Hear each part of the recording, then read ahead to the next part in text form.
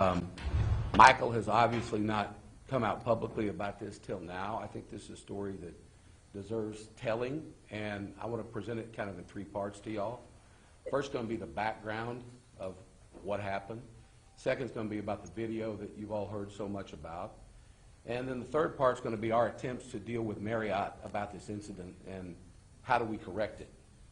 Michael traveled to Phoenix on February 5th to cover the Super Bowl and related activities. He was staying at the Renaissance Phoenix downtown hotel, supposed to stay there from February 5th to February 13th.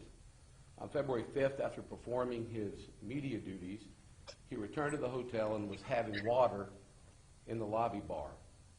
He obviously drew a lot of attention, and he began to tell the people assembled in the lobby stories, NFL stories, old stories. Several people offered to buy him a drink. He declined, saying he had work the next day. Two of the gentlemen who offered to buy him a drink are the witnesses that we have here for you today on Zoom. Phil Watkins and Bryn Davis. Phil's Australian. He's 10 or 11 hours ahead or behind, so it's a big effort for him to be here. And Bryn Davis is a Philly fan who's from Philadelphia, but he's in Europe right now. But they both agreed to come and talk to you guys about what happened. I think it's really important to understand where these witnesses come from. This is not someone that we found through an investigator. These witnesses called in to a show hosted by a guy named Tony Bruno. And Tony Bruno called us and gave us their names. When we first talked to these gentlemen, they said, I just read about in the paper what happened last night. I was sick to my stomach. I have a wife and kids, and I was sick with what happened to Michael. You'll see on the video these gentlemen. But these guys and some other eyewitnesses and other people that have come forward asked Michael to take a picture with them. He said, I'm not going to take a picture in a bar. It's a bad look.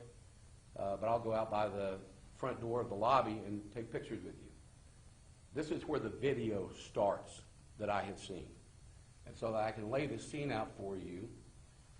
The video it appears to be from behind the front desk of the hotel. It's certainly a desk. It might be the concierge desk. Facing out this way, where on this side is the entrance to the hotel, main entrance and lobby. And on this side is the lobby bar. There's nothing separating them wall-wise to the lobby bar. It's just the hardwood floor versus a carpet on this side. And then there's a big pole kind of right in the middle. When you first see the video, Michael is outside taking pictures, as these guys will describe to you, and the accuser here is behind the front desk of the hotel. The accuser then, as she sees Michael coming back, walks out from behind the front desk, and it appears to me to be approaching Michael and his group. Michael's group's coming in this way. Michael doesn't clearly, and no one in the group notices her yet. Unfortunately, the exact moment that they meet is behind the pole.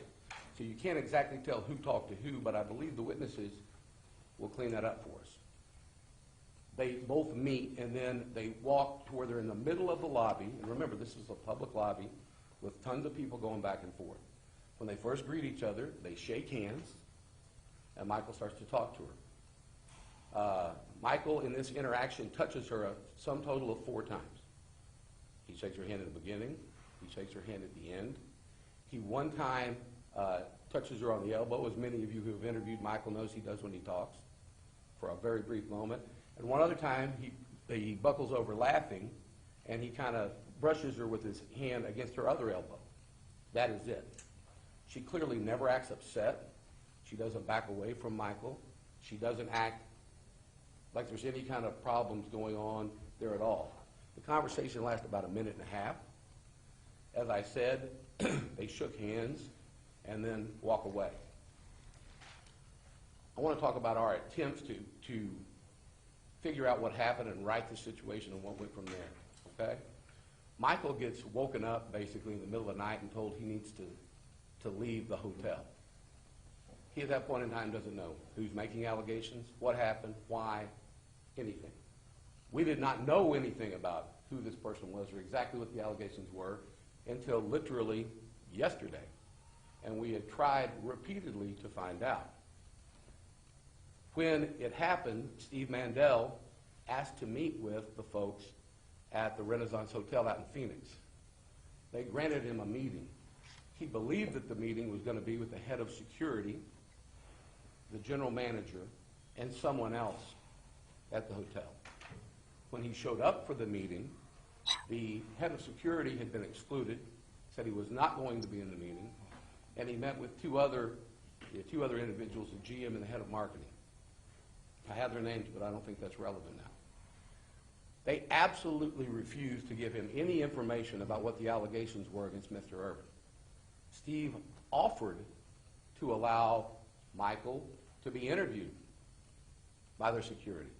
He offered the names of these witnesses that had now come forward via the radio station to be interviewed by security. Renaissance declined, would not talk to Michael, would not talk to the witnesses, said, "We don't comment on anything." In fact, wouldn't even give Steve the name of one of the people that he was meeting with. Throughout the week in Phoenix, repeated attempts were made to get the Renaissance to interview these folks to clear Michael's name. Again, as you already know from the papers and the media, he had been taken off of NFL Network, he'd been taken off a show on ESPN, and obviously he's very, very eager to clear his name and clear up these allegations. Well, how do you do that when you don't even know what you're being accused of? And how do you do that when the people that are making the allegations won't tell you what they are? So obviously we didn't have the video and we didn't have any meetings with the witnesses, so I had to file the lawsuit. We filed the $100 million lawsuit in state court in Collin County, because that's where Mr. Irvin lives. That's where we felt like the majority of the damage was being done in this case. As you've seen, the state court judge immediately ordered production of the video that we believe would clear Michael's name. A few hours before the deadline to produce the video, Renaissance did a legal maneuver where they removed the case, Mariott, removed the case to federal court. In federal court, I think they believed everything would slow down, but we filed an almost identical motion for expedited discovery in federal court that the federal judge granted as well. And as many of you have reported and seen, the deadline to give us the information was yesterday. When I appeared yesterday to get the video, to see the video, I was not allowed to make a copy of it. I was not allowed to take a copy. I was not allowed to use my cell phone to make a copy. We believe these things were in violation of the court's order. In fact, before I went back to view the video, I was asked to empty all my pockets and search me so that I couldn't have any recording devices. I absolutely declined and said I'm not going to do that, but I'm not going to record anything without your permission either. All during the viewing of the video, I was required to sit in a room with the other counsel, opposing counsel, watching me, seeing what I was doing. So I was not free to talk about what was on the video, and certainly I don't have a copy that I can even talk to my client about it. Now, what is so damning about a video that was taken in a public lobby that they're now using to try to destroy this man's livelihood and reputation, that they won't just release it? We shouldn't even have to be in court with this. Mariott, I believe, should come forward. And in fact, I made a statement to the Mariott Council that I think is pretty telling. I said, would you rather like the press to hear my description of what the video shows, or would you rather just show them the video? Well, clearly you know his answer by the fact that I'm here describing it to you.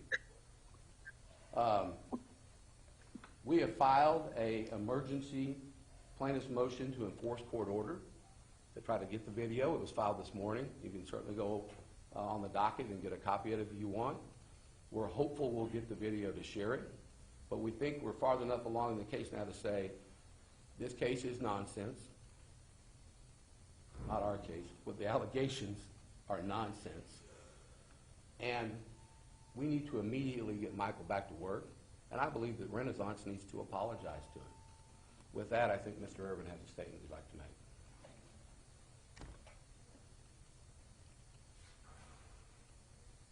I want to start by saying I appreciate all the support that I've gotten from everybody, from people and from friends. And I'm not talking about just in this moment. I'm talking about over the years. People that have followed me, my whole career, the peaks, and certainly through the valleys. But this sickens me. This sickens me. Because in this great country, this takes me back to a time where a white man would accuse a white woman would accuse a black man of something. And they would take a bunch of guys that were above the law, run in the barn, put a rope around his foot, and drag him through the mud and hang him by the tree. Not a thought about what would happen, not an investigation, not after repeated attempts of people trying to go and say, guys, here's what really happened. Here is what really happened. Here are witnesses that'll say this. Here's witnesses that'll say that. And so we don't want to hear. We do not want to hear. How can you? How can I defend myself if I don't even know what I'm defending myself against? They asked me, they said, do you remember this girl you met in the lobby? I work, and I live in hotels. I stay in hotels all year long, from August to September. I meet people every day walking in and out of a lobby. I couldn't even tell you what she looked like. I don't know. I don't even know who I'm talking about when I'm talking about I'm supposed to do something. This just blows my mind that in 2023, we still dragging and hanging brothers by a tree. That blows my mind that I have no opportunity to defend. I don't even know what I'm defending. And absolutely, to not listen to the court. Mariott is above the law, because I still haven't seen this tape.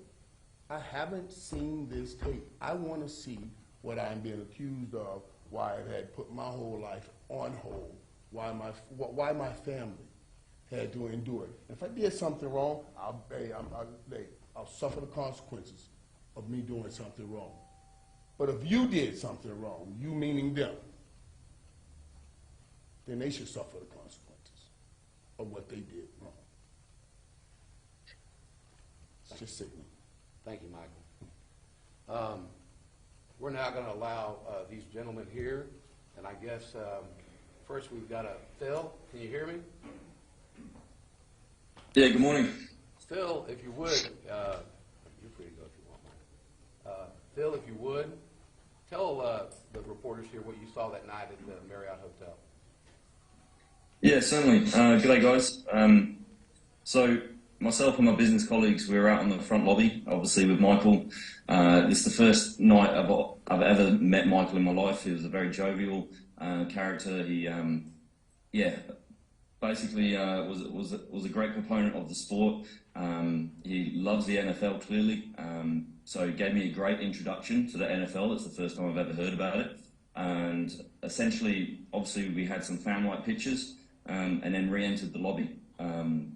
I was checking my phone when a young lady approached Michael, and there was nothing really untoward out of the interaction, because essentially I was checking the pictures, and basically I heard some laughter. I looked up, there was a few handshakes, there was some more laughter, and they went their separate ways. Michael went back to the lift and obviously continued on his night. I take it he went back to his bedroom, and the lady returned to roughly around the bar area where we actually, the three of us who had just had the picture taken, returned to the table. So, yeah, there was no, like I said, it was a very jovial conversation.